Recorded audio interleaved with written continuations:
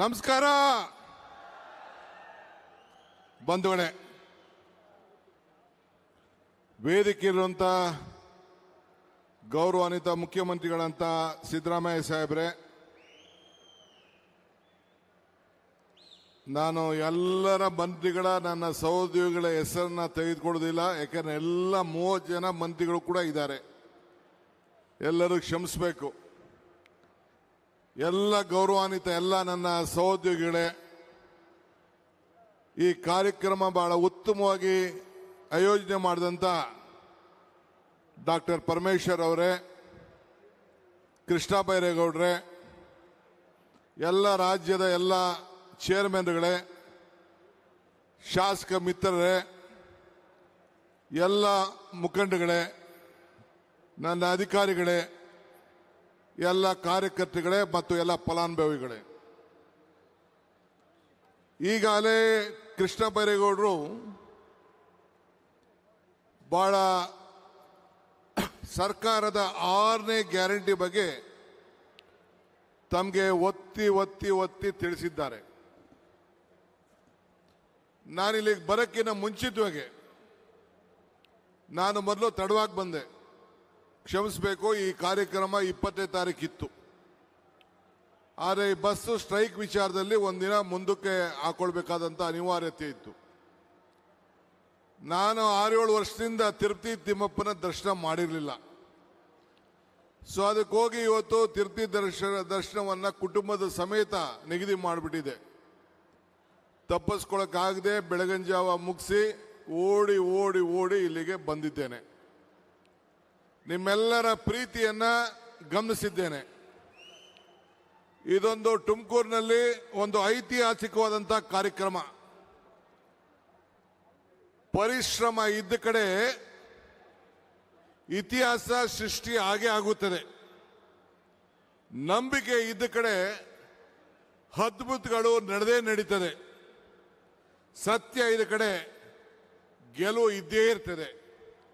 ಹಂಗೆ ನೀವೆಲ್ಲ ಈ ರಾಜ್ಯದಲ್ಲಿ ಕಾಂಗ್ರೆಸ್ ಸರ್ಕಾರವನ್ನು ತರಬೇಕು, ನಮ್ಮ ಬದುಕಿನಲ್ಲಿ ಒಂದು ಬದಲಾವಣೆಯನ್ನು ಮಾಡ್ತೀರಿ ಅನ್ನೋ ಒಂದು ನಂಬಿಕೆಯಿಂದ 136 ಜನ ಶಾಸಕರನ್ನ ಕೊಟ್ಟು ಈ ಜಿಲ್ಲೆಯಲ್ಲಿ 7 ಜನ ಶಾಸಕರನ್ನ ಕೊಟ್ಟು ನಿಮ್ಮ ಸರ್ಕಾರವನ್ನು ತಂದು ನಿಮ್ಮ ಋಣವನ್ನು ತೀರಿಸಲಿಕ್ಕೆ ಒಂದು ದೊಡ್ಡ ಅವಕಾಶವನ್ನು ನೀವು ಮಾಡಿಕೊಟ್ರಿ.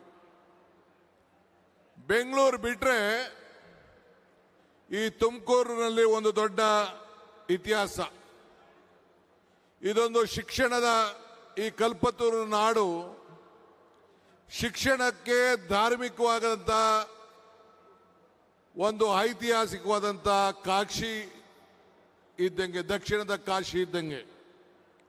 ಇದು ಧಾರ್ಮಿಕ, ಆಧ್ಯಾತ್ಮಿಕ, ಅನ್ನ, ಅಕ್ಷರ, ಆಶ್ರಯ ನೀಡಿದಂಥ ಒಂದು ಪವಿತ್ರವಾದಂಥ ಭೂಮಿ. ಈಗ ತಾನೇ ಡಾಕ್ಟರ್ ಪರಮೇಶ್ವರ್ ಅವರು ಹೇಳ್ತಾ ಇದ್ರು, ಬೆಂಗಳೂರಿಗೆ ಜನಸಂಖ್ಯೆಯನ್ನ ನಿಯಂತ್ರಣ ಮಾಡಬೇಕಾದ್ರೆ ಈ ಬೆಂಗಳೂರಿನ ಉತ್ತರ ಭಾಗದಲ್ಲಿ ಒಂದೇ ಒಂದು ಉಪಾಯ, ಈ ತುಮಕೂರನ್ನ 2ನೇ ಬೆಂಗಳೂರಾಗಿ ಪರಿವರ್ತನೆ ಆಗಬೇಕು ಅನ್ನೋದು ಅವರ ದೊಡ್ಡ ಸಂಕಲ್ಪ. ಇವತ್ತು ಅವರ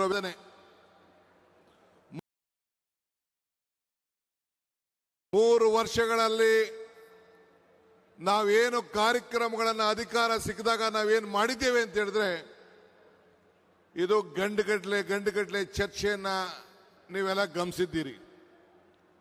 ಇವತ್ತು ತಮಗೆಲ್ಲ ಕೊಟ್ಟಂತ ಆಶ್ವಾಸನೆಗಳು, ಇದನ್ನ ಪರಮೇಶ್ವರ್ ಅವರ ನೇತೃತ್ವದಲ್ಲಿ ಕಾಂಗ್ರೆಸ್ ಪಕ್ಷದ ವತಿಯಿಂದ ನಾನು, ಸಿದ್ದರಾಮಯ್ಯನವರು, ನಮ್ಮ ಪಕ್ಷದ ವರಿಷ್ಠರು ಚರ್ಚೆ ಮಾಡಿ ಪ್ರಣಾಳಿಕೆಯ ಅಧ್ಯಕ್ಷರಾಗಿ ನೇಮಕ ಮಾಡಿದ್ದು.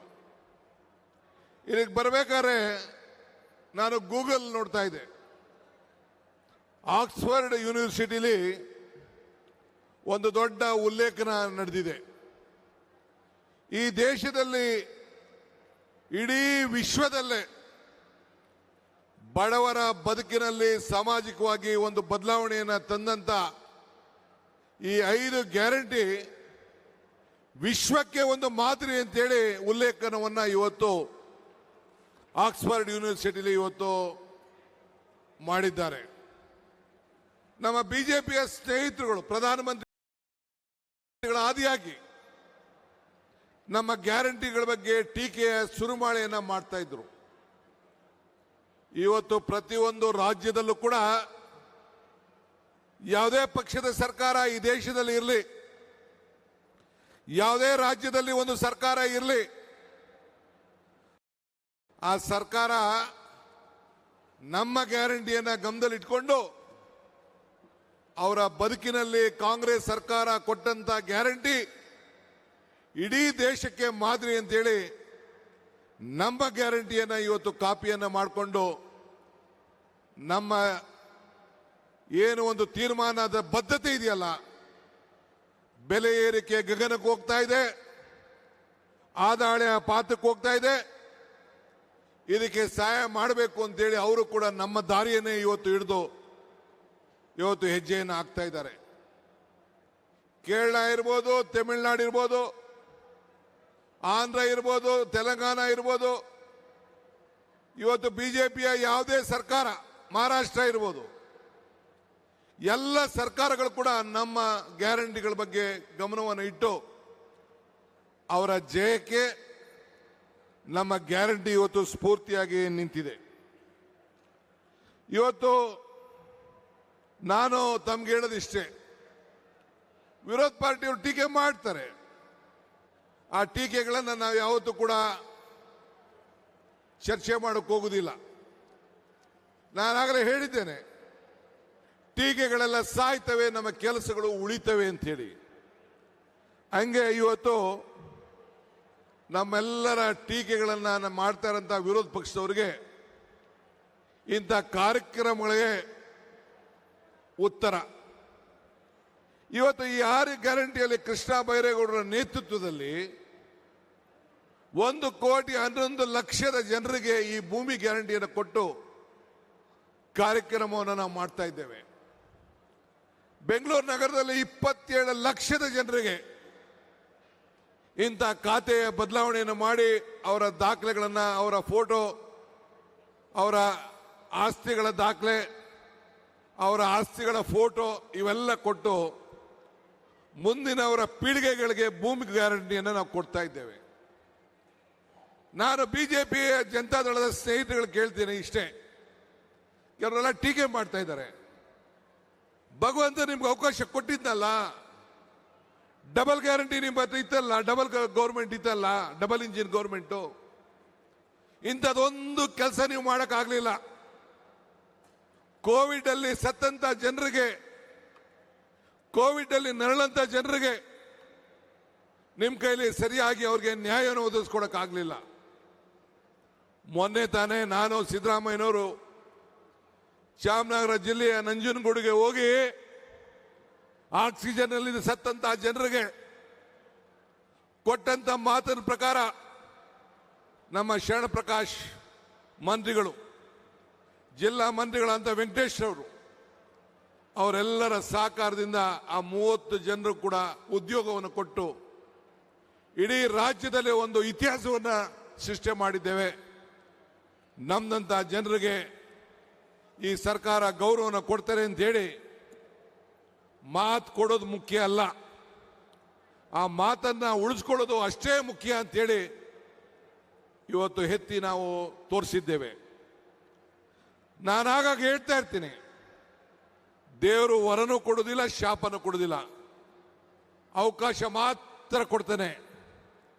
ಕೊಟ್ಟಂತ ಅವಕಾಶದಲ್ಲಿ ನೀವು ಸರಿಯಾದ ರೀತಿ ಉಪಯೋಗಿಸ್ಕೊಳ್ಬೇಕು ಅಂತೇಳಿ ಇವತ್ತು ಈ ಕೃಷ್ಣ ಬೈರೇಗೌಡರ ಇಲಾಖೆಯಲ್ಲಿ ನಮ್ಮ ಎಲ್ಲ ಅಧಿಕಾರಿಗಳಿದ್ದಾರೆ, ನಮ್ಮ ಸೆಕ್ರೆಟರಿ ಅವರು, DC ಅವರು ಎಲ್ಲ ಕೂಡ, ವಿಲೇಜ್ ಅಕೌಂಟೆಂಟ್ ಇಂದ ಹಿಡಿದು ಎಲ್ಲ ನೀವೆಲ್ಲ ಕೆಲಸ ಮಾಡಿದ್ದೀರಿ, ರೆವಿನ್ಯೂ ಇನ್ಸ್ಪೆಕ್ಟರ್ ಎಲ್ಲ. ನೀವು ಅಧಿಕಾರದಲ್ಲಿ ಇರೋದು ಮುಖ್ಯ ಅಲ್ಲ, ನಿಮ್ಮ ಅಧಿಕಾರದ ಅವಧಿಯಲ್ಲಿ ನೀವು ಜನರ ಋಣವನ್ನು ಯಾವ ರೀತಿ ತೀರಿಸಿದ್ದೀರಿ, ಯಾರನ್ನು ಕೂಡ ನೀವು ಮೆಚ್ಚಿಸಬೇಕಾದಂತ ಅವಶ್ಯಕತೆ ಇಲ್ಲ. ನಿಮ್ಮ ಆತ್ಮ ಸಾಕ್ಷಿಗೆ ನೀವೆಲ್ಲ ಸಮಾಧಾನ ರೀತಿಯಲ್ಲಿ ನೀವೆಲ್ಲ ದುಡಿದಿದ್ದೀರಿ. ಅದಕ್ಕೆ ಕೃಷ್ಣ ಬೈರೇಗೌಡರ ಮುಖಂಡತ್ವದಲ್ಲಿ ಆ ಇಲಾಖೆ ಎಲ್ಲ ಅಧಿಕಾರಿಗಳಿಗೆ ಕಾಂಗ್ರೆಸ್ ಸರ್ಕಾರದ ಪರವಾಗಿ ಈ ನಾಡಿನ ಎಲ್ಲ ಜನತೆಯ ಪರವಾಗಿ ಅವ್ರಿಗೊಂದು ಕೋಟಿ ನಮಸ್ಕಾರಗಳನ್ನು ಅರ್ಪಿಸಲಿಕ್ಕೆ ಸರ್ಕಾರದ ಪರವಾಗಿ ಪಕ್ಷದ ಪರವಾಗಿ ಬಯಸ್ತೇನೆ.